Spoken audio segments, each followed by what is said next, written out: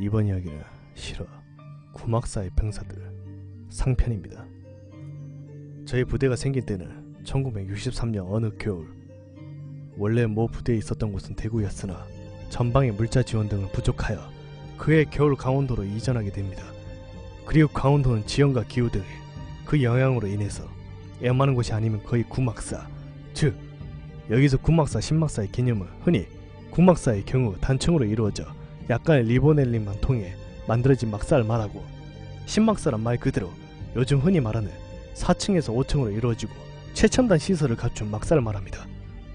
저희 부대는 1960년대 벽돌로 지은 구막사였어요.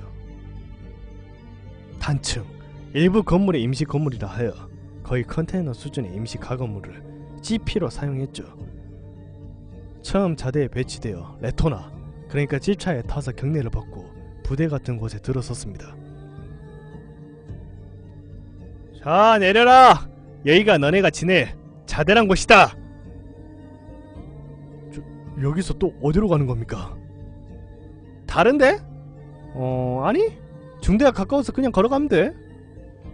제가 여기서 다른 데로 가냐고 물어본 거는 제가 입대해서 물론 육군 훈련소에 입소되는 1940년대 건물이었지만 3층으로 구성되어 있어서 그 이후 보아온 건물들 중에 최고 저질 중 저질이라고 손꼽힐 곳이라 그렇게 물어보았습니다. 첫 인상은 거의 공사장 수준. 아무튼 이런 막사들로만 구성된 대대였어요. 이런 막사에서는 이럭저럭 지내고 있는데 저희 중대가 맡고 있는 건물이 하나 더 있답니다. 생김새도 중대에서 쓰는 막사 건물과 똑같은 그냥 쌍둥이 건물이라고 해도 되겠네요. 이 막사가 원래 사용했던 막사였는데 중대 하나가 영해로 나가고 나서부터는 빈 곳으로 남겨진 빈 건물이었어요. 문제는 이 건물을 저희 중대에서 관리한다는 사실이었죠. 저희 중대에서 관리하는 것으로 빈 구막사 보일러실, 내무실, 화장실 등이 계속적으로 사용될 수 있게 시설 유지 및 보수였어요. 뭐 그렇게 힘든 일은 아니라고 할 수 없지만 나름 좀 힘들었지만 그래도 할만한 것이었죠. 하지만 그곳에 한 번쯤 들어가 본 사람이라면 할만하다고 하는 말이 잘 나오지 않아요. 빈 구멍사이다 보니까 외부 출입을 언금하기 위해서 일단 출입문 하나만 들어갈 수 있도록 중앙 출입문만 개방해 놓고 다른 출입문에 모두 봉인지, 그러니까 누군가가 개봉했는지 여부를 알기 위해서 붙여놓은 띠지라고 할 수 있죠. 그 봉인지를 붙여서 결박해 놓았습니다. 누가 보면 귀신 속박시켜 놓으려고 붙여놓은 구부적 같기도 하고, 또한 창문도 모두 잠가놓고 커튼도 이중으로 쳐놨기 때문에 빛이 하나도 안 들어와요. 랜턴은 필수죠. 그런데 이곳에 빛이 들어오지 않아서인지 냉기가 참 심합니다. 여름에 너무 더워서 문 열고 들어가면 에어컨을 틀어놓은 것처럼 착각할 정도입니다.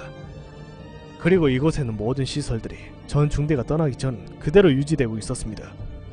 그 당시 중대원 명부, 대대장, 중대장, 직속상관, 성명, 중대원 명찰, 매트리스, 모포, 베개, 그리고 화장실에 그 당시 생활했을 것으로 추정되는 중대원들의 사제, 여러가지 잡담, 음담패설, 그리고 그들이 그려놓은 그림 등등등, 그야말로 흔적이라는 게 그대로 남아있었죠. 화장실에 그려져 있는 그림들은 아직도 기억이 나는데 그곳에서 어떠한 일도 보지 않았던 기억이 나네요. 그림도 기억이 나고 그림이 뭐 사이좋은 중대원들 모습을 그려놓은 것이 그것이었는데 느낌이 그다지 좋지 않았기 때문에 이럭저럭 가끔씩 들어가 시설 확인도 하고 지내고 있었어요. 그러다 어느 날 중대 화장실에 실내에 뜬 전구 덮개를 선임이 깨먹은 겁니다. 저희 중대 행보관이 까다롭고 기물 파손 시 제일 빡쳐서 휴가도 자르거니와 외박은 전역할 때까지도 못 나가게 하고, 그런 사건 하나하나를 그 사람이 전역할 때까지 우려먹는 귀신과 같은 존재로 유명했기에 이것은 그 선임에게 나 같은 화장실을 쓰는 소대원들에게나 매우 큰일이었죠. 어떡하지? 소대원들이 모두 모여서 머리를 맞대 고민하는데 문득 저의 머리에 좋은 아이디어가 하나 떠오르더군요. 그것은 구조가 같은 구막사에 쓰는 똑같은 전구 덮개를 빼다가 바꿔치기 하는 것이었죠. 물론 구막사의 시설을 유지보수하는데 저희 몫이었지만 구막사에 모든 시설이 있다는 것은 아니었고 생각보다 온전하게 유지되고 있었다는 것이었기에 덮개 하나 정도 빼놓는다고 뭐 그런다고 큰 티가 나거나 그렇지는 않았죠. 더욱이 행보관에게 전구 덮개 때문에 휴가도 제한받고 아침에 일어나서 행보관 출근을 했을 때부터 퇴근할 때까지 들어야 하는 갈굼은 내리갈굼보다 더했기에 이것은 매우 좋은 깨였죠. 그런데 이 작업을 하기 위해서는 구막사에 들어가기 위한 출입구 열쇠가 필요했습니다. 이것을 가지고 있는 것은 행보관이 알아차리지 못하게 하기 위해서는 때는 행보관이 퇴근했을 때 출입 방문은 정문이 아닌 개구멍을 통해서 해야 했죠. 그래서 열쇠로 통제하는 행보관이 있는 시간대에 낮 시간대에 구막사에 확인해야 할 시설이 있다고 들러대고 구막사에 들어가서 거사를 치르기 위해서 창문 하나를 개방해 놓았답니다. 다시 출입문을 잠그고 키는 행보관에게 받나. 이 키라는 게 장부가 있어서 장부에 키 함에서 뺄 때 다시 넣을 때 기록을 해야 하기에 좀 다루기가 까다롭다 합니다.